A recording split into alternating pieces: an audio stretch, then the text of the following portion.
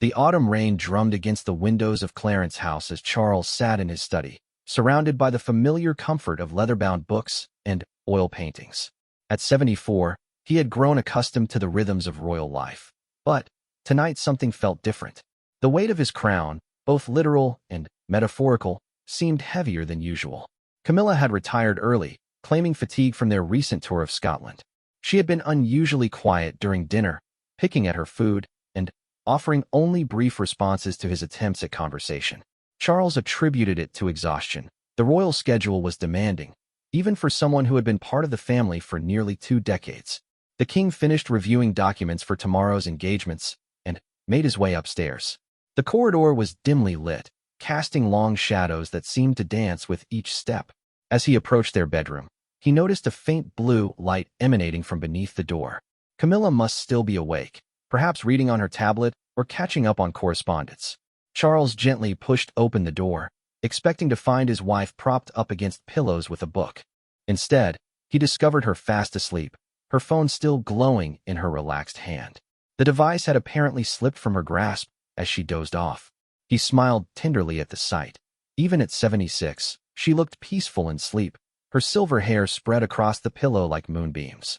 Not wanting to disturb her rest, Charles moved quietly toward the bed to retrieve the phone and place it on the nightstand. As he carefully lifted the device, the screen brightened, revealing an active message thread. His intention was simply to turn off the phone, but a name caught his eye that made him freeze completely. The contact name read Andrew Parker. Charles knew this name well.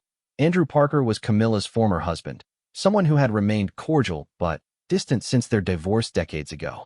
But it wasn't just the name that stopped Charles cold, it was the timestamp of their conversation. The messages had been exchanged just minutes before, while Camilla pretended to be asleep. His hands trembling slightly, Charles found himself looking at the message thread despite every instinct telling him to simply put the phone down.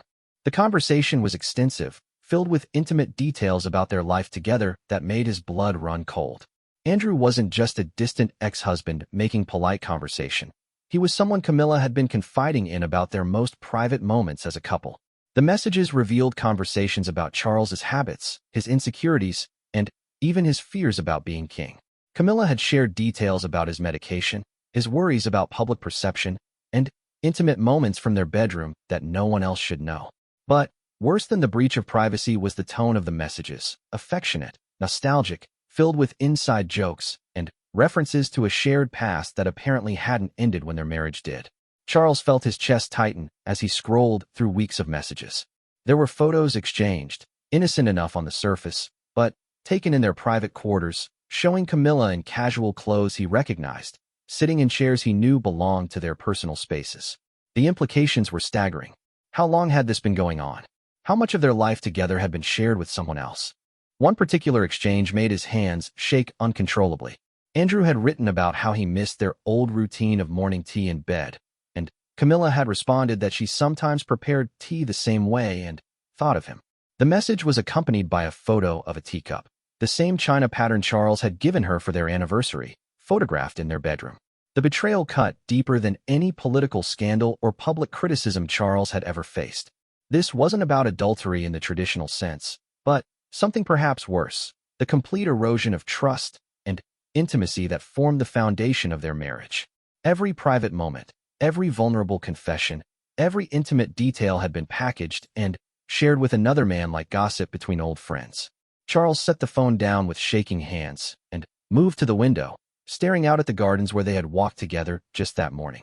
He remembered how she had taken his arm, how she had smiled at his observations about the changing leaves. Had she been thinking about sharing those moments with Andrew? Had their entire conversation been material for another message thread? The rain continued its relentless percussion against the glass, matching the chaotic rhythm of his thoughts. Charles had weathered many storms in his life: the death of his mother, the challenges of his first marriage, the intense scrutiny of becoming king later in life. But this felt different. This struck at the core of who he was as a man, not just as a monarch. He thought about the early days of their relationship, how Camilla had been his refuge from the pressures of royal life. She understood the burden he carried, the constant balancing act between personal desires and public duty. Or so he had believed.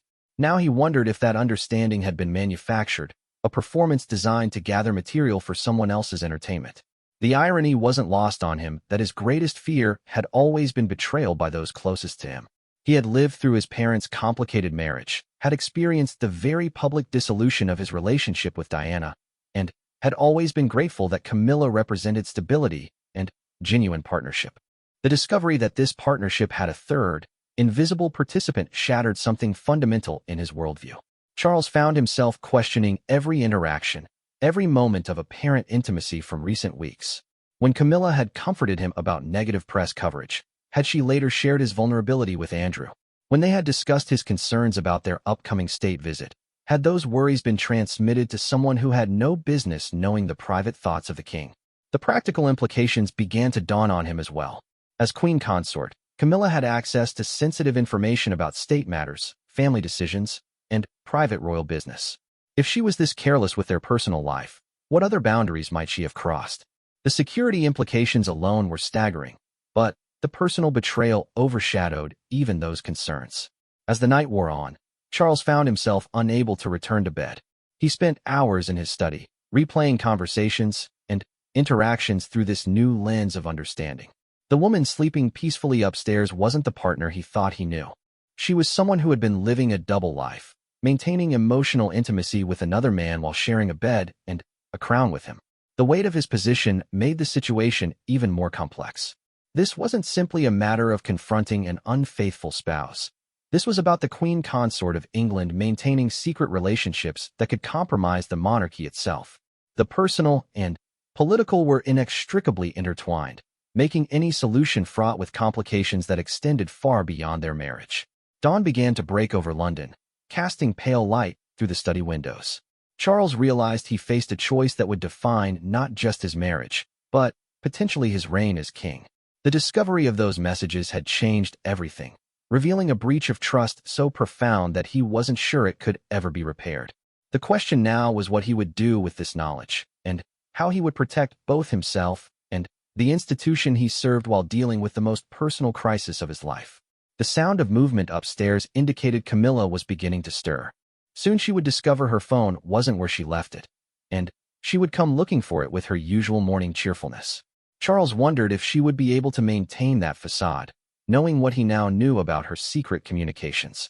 The thought of pretending normalcy while his world crumbled around him seemed impossible, but the demands of royal protocol suggested it might be exactly what was expected of him. As footsteps echoed in the hallway above, Charles steeled himself for the most difficult conversation of his life. The rain had stopped, but the storm in his marriage was just beginning. The morning sun filtered through the heavy curtains as Camilla descended the grand staircase, her silk robe trailing behind her. She moved with the practiced grace of someone who had spent years navigating the formal spaces of royal residences. But there was an urgency in her steps that hadn't been there the night before. Charles watched from the doorway of his study as she searched the main drawing room, clearly looking for something specific. "Good morning, darling," she called out, her voice carrying that familiar warmth that had once brought him such comfort. "Have you seen my phone anywhere? I thought I left it on the nightstand, but it seems to have wandered off." Charles emerged from his study, holding the device in question. The weight of it in his palm felt enormous, as if it contained the explosive power to destroy everything they had built together. Camilla's eyes immediately focused on the phone, relief washing over her features before being quickly replaced by something else, a flicker of concern that she tried to mask with a smile. "Oh, wonderful. You found it," she said, reaching out her hand expectantly. "I must have dropped it when I fell asleep reading. You know how clumsy I can be with technology." Charles didn't move to hand over the phone. Instead, he studied his wife's face, looking for signs of the deception he now knew existed beneath her composed exterior. "Actually, Camilla, I think we need to talk about what's on this phone." The color drained from her face so quickly that Charles thought she might faint. She gripped the back of a nearby chair, her knuckles turning white against the upholstered fabric. For a moment, neither of them spoke, the silence stretching between them like a chasm that threatened to swallow their marriage whole. "Charles, I can explain," she began, her voice barely above a whisper. But he held up his hand, stopping her before she could continue. Can you? Can you really explain why you've been sharing intimate details of our life with your ex-husband? Can you explain why he knows about my medications, my fears, my private thoughts that I shared only with you?" His voice remained steady, but The pain behind his words was unmistakable. Camilla sank into the chair she had been gripping, her regal composure crumbling before his eyes. It wasn't meant to hurt you. Andrew and I have always been friends, even after our divorce. He was going through a difficult time, and I was just trying to be supportive. Supportive, Charles repeated, the word tasting bitter in his mouth. Is that what you call photographing our bedroom and sharing details of our most private moments? Is that support, or is that something else entirely? The accusations hung in the air between them, heavy with years of trust that had been systematically eroded without Charles even knowing it. He thought about all the times he had confided in Camilla about his fears of not living up to his mother's legacy, his worries about public perception, his struggles with the weight of the crown. Every vulnerability had been a gift he thought he was giving to his wife, but now he understood they had been shared with an audience he never knew existed. You don't understand, Camilla said, tears beginning to form in her eyes. My relationship with Andrew is purely platonic. We're friends, Charles. Just friends who share a history. Friends don't share their spouse's medical information, Charles replied, his voice growing colder. Friends don't send photographs from their marital bedroom. Friends don't discuss their current husband's insecurities as entertainment for someone else. As he spoke, Charles realized that the betrayal went beyond the obvious breach of privacy. What hurt most was the calculation behind it. These weren't accidental slips of information or casual mentions in conversation. The messages he had read were detailed, intentional communications that painted him as a figure of ridicule, a man whose fears and weaknesses were amusing anecdotes to be shared with someone who had no business knowing them. Camilla stood abruptly, pacing to the window that overlooked their private gardens. Charles, you're making this into something it isn't. Yes, I shared things I shouldn't have, but there was no malicious intent. Andrew was lonely, struggling with his own health issues, and I was trying to help him feel less isolated. By making me the subject of your conversations? Charles's composure finally cracked, his voice rising. By turning our marriage into entertainment for a man who has no claim on your attention or affection? The question that followed seemed to come from somewhere deep in Charles's chest, a place where his worst fears lived. How long has this been going on, Camilla? How long have you been living this double life? Her silence was answer enough. Charles walked to his desk and picked up a letter opener, not as a threat, but because he needed something solid to hold on to as the foundation of his life shifted beneath him. The silver handle was cool against his palm, grounding him in the moment even as his world spun out of control. The messages go back months, he said, answering his own question. Months of detailed conversations about our life together. Months of sharing photos and private moments. Months of discussing my role as king with someone who has no security clearance, no official position, no right to know these things. Camilla turned from the window, her face streaked with tears. It started innocently. Andrew reached out when he heard about his diagnosis. He was scared, Charles, and he needed someone to talk to who understood what it was like to face mortality. So you decided to share my medical concerns with him? To photograph our bedroom and send him pictures of the tea service I gave you for our anniversary? That was your idea of comfort. Charles's voice was sharp now, cutting through her explanations like a blade.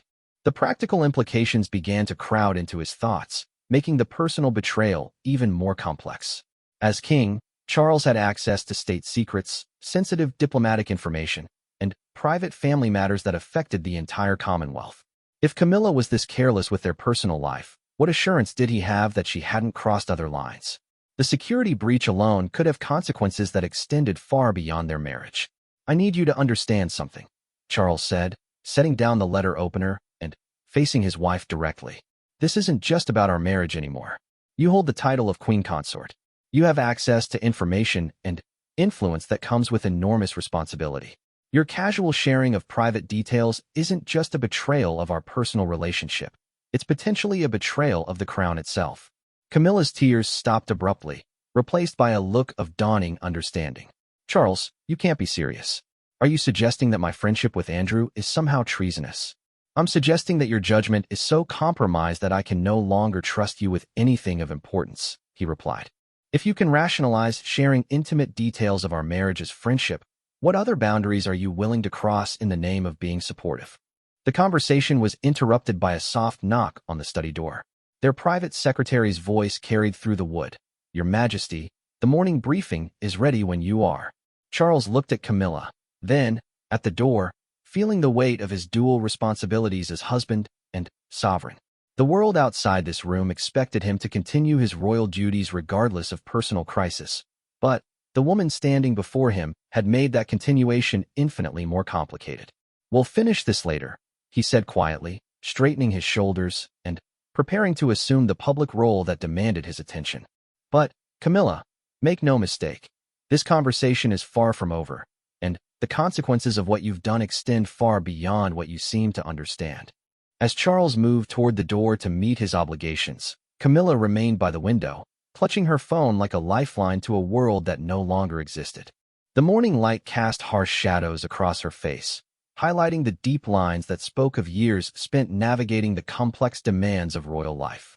But those years of experience hadn't prepared her for this moment, when her private choices had collided with public responsibility in ways that threatened to destroy everything she had worked to build. The phone in her hands contained months of evidence of her double life, a digital record of betrayal that couldn't be explained away or minimized. As Charles disappeared through the doorway to face his royal duties, Camilla realized that her marriage might not survive the revelations of what she had shared in those carefully crafted messages to a man who represented her past rather than her future. Outside, the world continued its normal rhythm, unaware that the private crisis unfolding within the walls of Clarence House would soon reshape the very foundation of the modern monarchy. The state dining room at Buckingham Palace had never felt more oppressive to Charles as he sat through the official luncheon with the visiting Belgian delegation. Every smile he maintained, every diplomatic pleasantry he exchanged, felt like an elaborate performance masking the chaos that had consumed his personal life since discovering Camilla's secret communications. Across the table, the Belgian ambassador's wife complimented the floral arrangements, oblivious to the fact that the king's attention was entirely focused on the woman seated at his side. Camilla played her role perfectly, as she always did. She laughed at appropriate moments, engaged the delegates with questions about their country's cultural initiatives, and maintained the gracious demeanor that had made her such an effective queen consort. But Charles could see the strain beneath her composed exterior. Her hands trembled slightly when she reached for her water glass, and she avoided meeting his eyes whenever possible. The afternoon stretched endlessly as they fulfilled their obligations, cutting ribbons at a new hospital wing, touring an exhibition of contemporary British artists, and hosting a reception for Commonwealth representatives. Through it all, Charles found himself analyzing every interaction, every moment when Camilla spoke privately with others, wondering if she was sharing details that should remain confidential. The paranoia was eating away at him, transforming routine royal duties into exercises in surveillance and suspicion. When they finally returned to Clarence House that evening, the pretense could no longer be maintained. Charles dismissed their security detail and household staff earlier than usual, creating a buffer of privacy around the confrontation he knew was inevitable. Camilla understood the signal and followed him into his private study without being asked. The Belgian ambassador mentioned that he had heard about my concerns regarding the new trade agreements, Charles said without preamble, pouring himself a glass of whiskey with hands that weren't entirely steady. "I don't recall discussing those concerns with anyone except you." Camilla froze in the act of removing her jewelry, a sapphire earring suspended halfway to the side table. "Charles, surely you don't think I would share state business with Andrew? That's completely different from personal matters, is it?" Charles turned to face her, the whiskey untouched in his hand. "Because I'm beginning to wonder where you draw the line between personal and professional information. Yesterday, I thought I knew, but yesterday I also thought our marriage was built on trust and mutual respect." The accusation hung between them like a physical barrier. Camilla finished removing her earrings with deliberate slowness, using the time to compose her response. When she finally spoke, her voice carried a weariness that seemed to age her before his eyes. "I have never, ever shared anything related to your duties as king with Andrew or anyone else. My conversations with him were purely personal, Charles. Surely you can see the difference." "Can I?" Charles set down his glass without drinking from it, the crystal making a sharp sound against the mahogany table. "Because what I saw in those messages suggests that you don't see much difference between my personal vulnerabilities and my professional ones. When you tell Andrew about my sleep medication, you're sharing information that could affect perceptions of my fitness to rule. When you discuss my concerns about public opinion, you're revealing strategic thinking that impacts the monarchy's decisions." Camilla sank into the leather armchair that faced his desk, her elegant evening gown pooling around her feet. For a moment, She looked very small in the oversized chair, like a child who had been called to account for breaking something precious and irreplaceable. I never thought of it that way, she admitted quietly. I was just talking to an old friend about my daily life. I didn't consider the broader implications. That's exactly the problem, Charles replied, his voice growing harder. You didn't think. You treated sensitive information about the King of England like gossip to be shared with someone who has no business knowing these things. Do you have any idea what the security implications are? What the political ramifications could be? As he spoke, Charles began to pace behind his desk, the reality of their situation becoming clearer with each step. I've spent my entire life preparing for this role, understanding that every personal choice has public consequences. I thought you understood that too. I thought that was part of what drew us together, the shared recognition that our private lives were inseparable from our public duties. I do understand that, Camilla protested, but her voice lacked conviction. Andrew was going through such a difficult time, and I wanted to help him feel less alone. I thought I was being kind. Kind, Charles repeated, the words sounding hollow in the formal surroundings of his study. Is it kind to make your husband the subject of entertainment for another man? Is it kind to share intimate details of our life together with someone who left your life decades ago? The questions pierced through Camilla's defenses, forcing her to confront the reality of what she had done. Charles watched as understanding dawned in her eyes, followed quickly by something that looked like fear. She was beginning to grasp that this wasn't a simple marital dispute that could be resolved with apologies and promises to do better. This was a crisis that threatened the very foundation of their relationship and, by extension, her position within the royal family. Charles, what are you saying? She asked, her voice barely above a whisper. Are you suggesting that our marriage is over because of some private messages? I'm saying that I don't know if I can trust you anymore, he replied, the words coming out with a finality that surprised even him. And, without trust, I don't know what we have left. The silence that followed was deafening. Outside, London continued its evening rhythm, traffic humming along the streets beyond their protected walls. Inside, two people who had built their life together on the assumption of mutual loyalty and discretion faced the possibility that those assumptions had been entirely wrong. Camilla stood abruptly and moved to the window, staring out at the gardens where they had walked together countless times, discussing everything from state business to personal dreams. So what happens now? She asked without turning around. Do you want me to leave? Do you want me to disappear quietly and let the palace announce that I've decided to step back from public duties for health reasons? The practicality of her question struck Charles like a physical blow. Even in crisis, Camilla was thinking about managing the public narrative, protecting the institution even as their personal relationship crumbled. It was exactly the kind of strategic thinking that had made her such an effective partner in royal duties, and exactly the kind of compartmentalization that had allowed her to maintain her secret communications with Andrew. I don't know what I want, Charles admitted, his anger giving way to a profound exhaustion. I know that I can't continue pretending that everything is normal between us. I know that I can't trust you with sensitive information anymore. And I know that the implications of this situation extend far beyond our personal relationship. As if summoned by his mention of broader implications, there was a soft knock on the study door. Charles's private secretary entered with a folder marked Confidential, containing briefing materials for tomorrow's Privy Council meeting. The timing was grimly appropriate, a reminder that regardless of personal crisis, the business of governing continued, and it required a level of trust and discretion that Charles was no longer sure he could maintain within his own household. Thank you, James, Charles said, accepting the folder but not opening it. That will be all for this evening. After the secretary withdrew, Charles looked at the confidential documents in his hands, then at Camilla, who remained standing by the window with her back to him. The juxtaposition was stark, state secrets in one hand, an untrustworthy spouse just steps away. The personal and political had become impossibly intertwined, making any decision about their future a matter of national as well as personal importance. I need time to think, Charles said finally. I need to understand the full scope of what you've shared and with whom. I need to assess whether there are security implications that require official notification. And I need to decide whether our marriage can survive this betrayal. Camilla turned from the window, her face pale but composed. And what am I supposed to do while you're making these assessments? Continue attending engagements and pretending that everything is fine? Smile for the cameras while you decide whether to destroy my life. You destroyed your own life, Charles replied, his voice cold as winter air. You made choices that put everything we've built at risk. Now we both have to live with the consequences of those choices, regardless of how inconvenient they might be." The words settled between them with the weight of finality, marking the end of one chapter of their relationship, and the uncertain beginning of whatever would come next. The separation began quietly, almost imperceptibly to those outside their immediate circle. Charles moved his personal effects from their shared bedroom to a suite of rooms in the east wing of Clarence's house, citing a temporary need for private space to handle sensitive state business.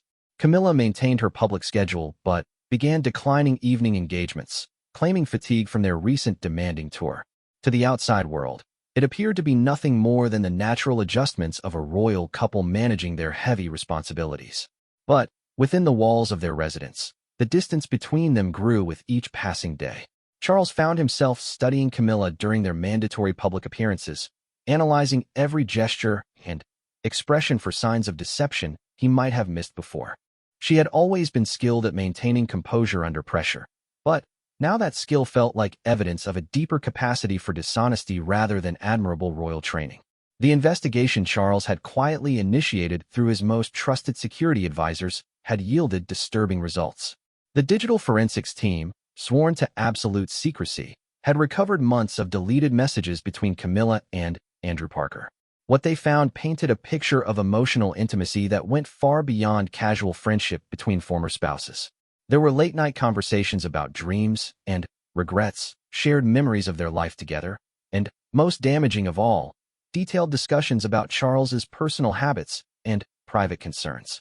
One particularly devastating exchange occurred just days after Charles had confided his fears about living up to his mother's legacy. Camilla had shared his exact words with Andrew, along with her own observations about Charles's emotional state and sleeping patterns. Andrew's response had been sympathetic but inappropriate, offering comfort and advice about managing a spouse's psychological pressures. The conversation read like couples counseling between two people who were not actually married to each other. Charles sat in his new private study, a smaller room that felt more like a refuge than an office, reviewing the security team's final report. The conclusion was clear.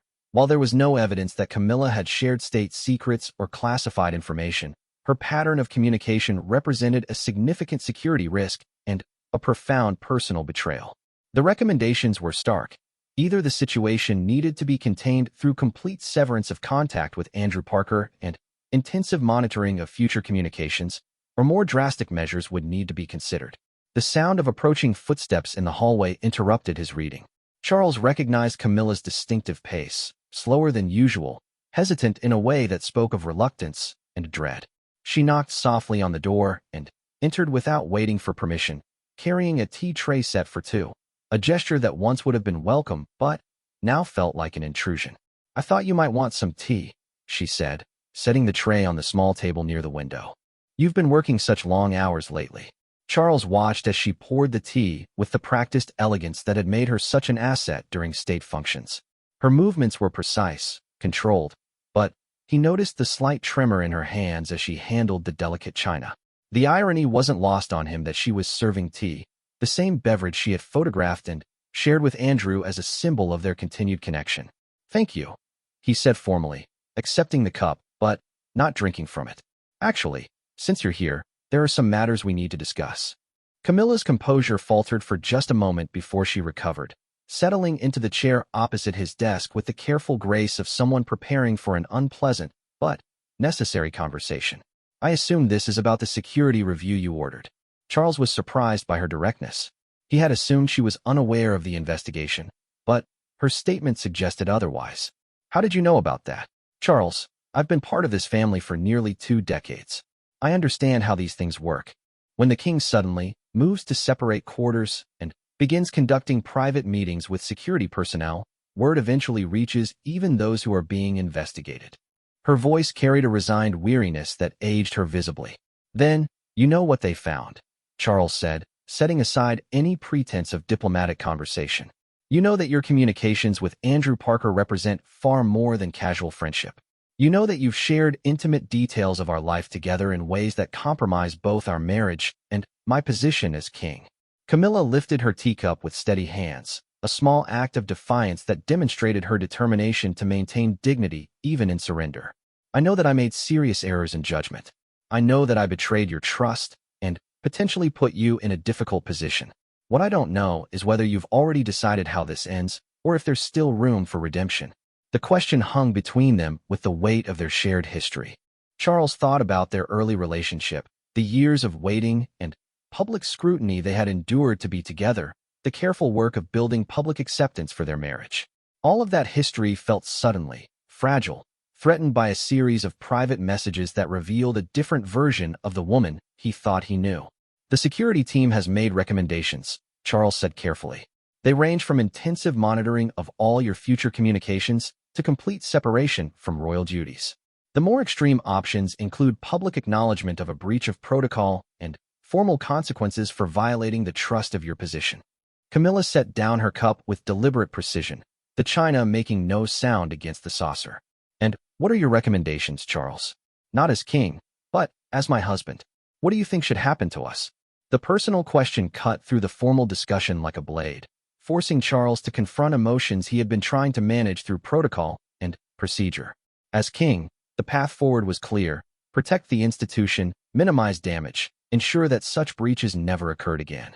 As a husband, the situation was far more complex. I don't know if I can forgive this, he admitted, the words coming out more rawly than he had intended. It's not just the sharing of information, Camilla. It's the intimate nature of your relationship with Andrew. It's the discovery that you've been living a parallel emotional life that I knew nothing about. It's the realization that when you comforted me about my fears and insecurities, you were already planning to share those vulnerabilities with someone else. Camilla's careful composure finally cracked, tears flowing freely down her cheeks. It wasn't like that, Charles. It truly wasn't. My relationship with Andrew was never about replacing what we have together. He was lonely and frightened, and I was trying to be a good friend. I never intended for it to become what it became. But it did become something else, Charles replied, his voice softening slightly in response to her obvious distress. And the fact that you didn't recognize that transformation or chose to ignore it tells me that your judgment in personal matters has been compromised for quite some time. The afternoon light streaming through the windows cast long shadows across the study, highlighting the distance that had grown between them both physically and emotionally. Charles found himself remembering other afternoons when they had sat together in comfortable companionship, discussing the day's events and planning for the future. Those moments now felt like scenes from someone else's life, tainted by the knowledge that Camilla had been simultaneously sharing their intimacy with another man. The practical reality is this, Charles continued, forcing himself to focus on the decisions that needed to be made. We cannot continue as we have. The trust that forms the foundation of both our marriage and our public partnership has been severely damaged. We need time apart to assess whether that trust can be rebuilt or whether we need to consider more permanent arrangements. Camilla wiped her tears with a handkerchief, struggling to regain some measure of composure. What does that mean in practical terms? Do I continue with my public duties? Do we maintain the appearance of a united front while privately living separate lives?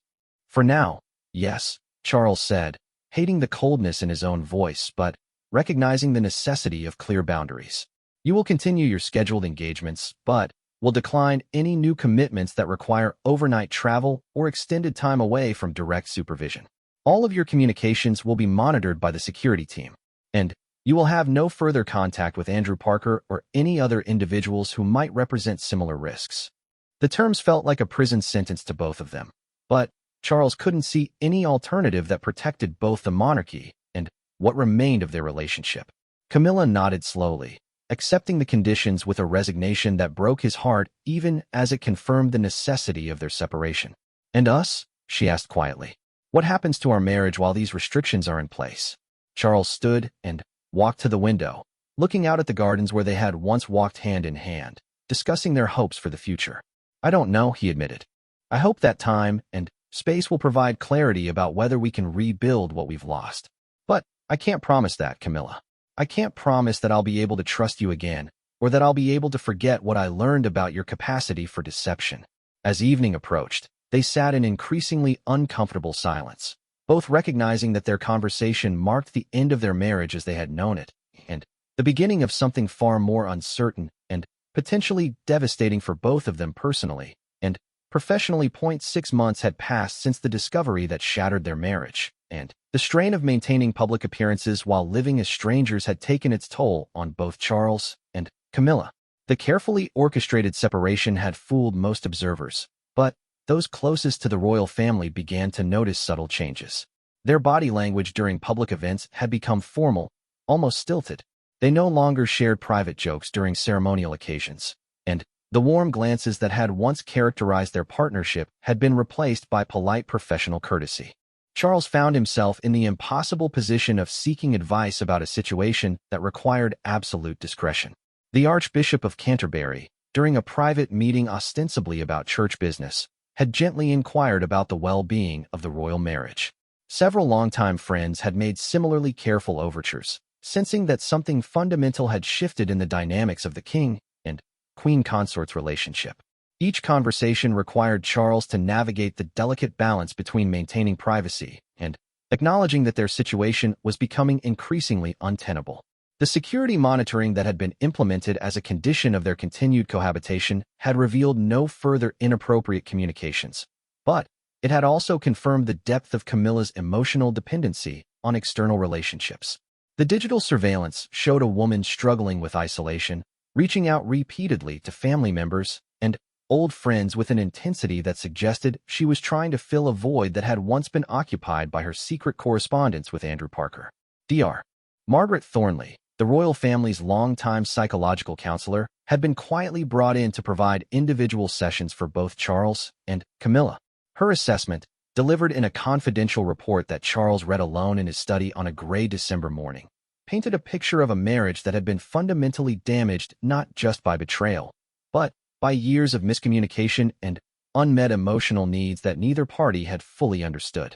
According to Dr. Thornley's analysis, Camilla's relationship with Andrew had served as an emotional outlet for feelings and experiences that she felt unable to share with Charles directly.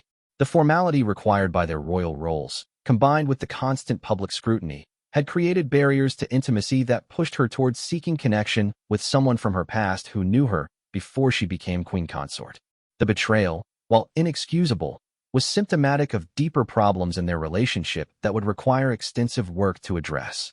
For Charles, the revelation that their marriage had been lacking in fundamental ways was almost as painful as the original betrayal. He had believed they shared a deep understanding built on years of friendship before their romantic relationship.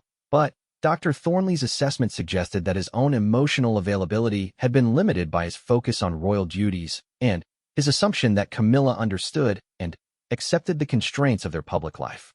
The Christmas season approached with the knowledge that they would need to make a decision about their future before the new year. The public would expect to see them together during the traditional holiday celebrations, but both Charles and Camilla knew that their ability to maintain the facade was reaching its limits. The psychological toll of living as strangers while pretending to be a devoted couple had left them both exhausted and increasingly resentful. On a cold December evening, Charles requested a final private meeting with Camilla in his study. She arrived precisely on time, dressed in the understated elegance that had become her signature as queen consort, but her face showed the strain of months spent walking on eggshells in her own home. They settled into the familiar chairs where they had discussed the crisis initially, but the dynamic between them had changed fundamentally. Dr. Thornley has submitted her final assessment. Charles began without preamble. She believes that our marriage, while damaged, could potentially be rebuilt if we're both committed to intensive therapeutic work and willing to make fundamental changes in how we relate to each other. Camilla nodded slowly, her hands folded carefully in her lap. And what do you believe, Charles? Not what the experts recommend, not what's best for the monarchy, but what you personally think is possible for us. The question forced Charles to confront emotions he had been avoiding for months. In the immediate aftermath of discovering her betrayal, his anger had provided clarity. Camilla had violated his trust in ways that seemed unforgivable. But time had complicated those feelings, revealing layers of hurt, disappointment, and lingering affection that made simple solutions impossible. I believe that we both contributed to the problems in our marriage, Charles said carefully. I believe that my focus on royal duties may have left you feeling isolated and unheard. I believe that the constraints of our public life created pressures that neither of us handled well. But I also believe that your response to those pressures, seeking emotional intimacy with another man and sharing our private life with him, represents a fundamental betrayal of trust that I'm not sure I can overcome." Camilla listened without interrupting, her expression revealing nothing of her internal response to his words. When he finished speaking, she was quiet for a long moment, clearly choosing her words with care. "I've spent the past 6 months trying to understand how I allowed myself to make such destructive choices," she finally said. "I've examined every conversation with Andrew, every message I sent, every moment when I chose to share something with him rather than discuss it with you. What I've realized is that somewhere along the way, I stopped seeing him as my ex-husband and started seeing him as a confidant who offered something I felt was missing in our relationship." The admission was painful for both of them to hear, confirming that their problems went beyond a simple lapse in judgment. Charles felt a familiar tightness in his chest as he processed her words, recognizing the truth in them, while simultaneously resenting the implications for their future. "The question now," Camilla continued, "is whether we can create the kind of intimacy and communication that would prevent me from seeking it elsewhere. Whether you can forgive me not just for betraying your trust, but for the weakness and neediness that led to that betrayal. Whether we can build something new together or whether too much damage has been done." Charles stood and walked to the window, looking out at the winter garden where bare trees stood like skeletons against the gray sky. The metaphor wasn't lost on him. Their marriage, stripped of its previous illusions, revealed a structure that might be strong enough to support new growth or might be too damaged to survive. "I don't know if I can forgive you," he said honestly. "I don't know if I can trust you again. I don't know if I can be the kind of husband who provides everything you need emotionally while also being the king that the country requires. Most importantly, I don't know if trying to rebuild our marriage is fair to either of us, given the fundamental incompatibilities that this crisis has revealed." The silence that followed was filled with the weight of unspoken understanding. Both Charles and Camilla recognized that they had reached the end of their ability to maintain the fiction that their marriage could return to its previous state. The question was no longer whether they could repair what had been broken, but whether they could create something entirely new from the pieces that remained. "Perhaps," Camilla said quietly, "it's time to consider that we might serve each other and the monarchy better by acknowledging that our personal relationship has run its course. We could maintain our professional partnership while quietly living separate private lives. It wouldn't be unprecedented for royal couples to make such arrangements." Charles turned from the window, seeing his wife clearly for perhaps the first time in months. She looked smaller than he remembered, worn down by the strain of their separation and the knowledge that her choices had irrevocably changed their relationship.